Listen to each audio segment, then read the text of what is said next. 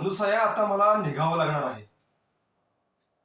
या सगळ्या घडलेल्या प्रकारावर आता तोडगा काढल्याशिवाय पर्यायच नाहीये. तू पाहिलंस ना हे काय प्रकार घडलेला आहे ते? अगं, तुझी बहीण सती आपले शब्द मागे घ्यायला तयार नाही. आणि ती ती तिच्या शब्दावर ठाम आहे. आणि आणि ती जर आपल्या शब्दावर ठाम असेल ना, तर अनर्थ घडेल.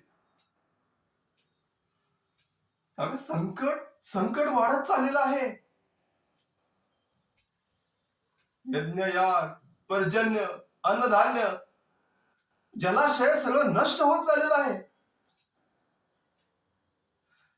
सूर्य जर उगवलाच नाही तर विलक्षण प्रयासानं ही निर्माण केलेली सृष्टी लयास जाईल. आणि म्हणून म्हणून पिताश्री ब्रह्मदेवाने सभा बोलवलेली आहे.